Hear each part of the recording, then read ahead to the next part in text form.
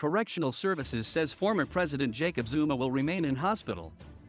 Zuma, who was serving a 15-month jail sentence for contempt of court after ignoring a constitutional court order to appear before the State Capture Commission, was granted medical parole on Sunday because of ill health. He was admitted to the hospital soon after his incarceration on July 8. Spokesperson Singabakho Nxumalo says the decision was taken after considering Zuma's medical reports. Nxumalo says, "There are conditions attached to it that he'll have to comply with, but for now we must indicate that he remains in the hospital up until such time that doctors discharge him, then he can be taken home or he will continue to receive medical care." But a decision had to be taken looking at the medical reports that he had to be considered for medical parole.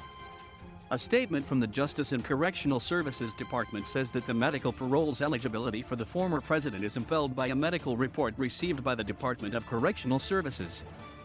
Apart from being terminally ill and physically incapacitated, inmates suffering from an illness that severely limits their daily activity or self-care can also be considered for medical parole.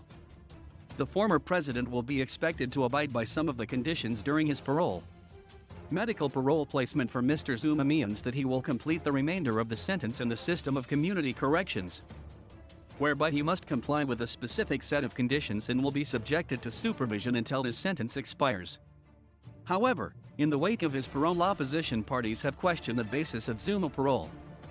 DA leader John Steenhuisen says they will call the National Commissioner of Correctional Service Arthur Fraser to answer on his department's decision to release former President Jacob Zuma on medical parole.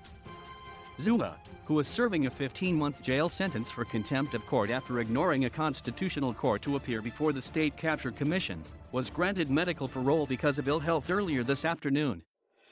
He was hospitalized shortly after his incarceration on July 8. Correctional Services earlier said that the former president had undergone surgery and that more medical procedures are expected to follow.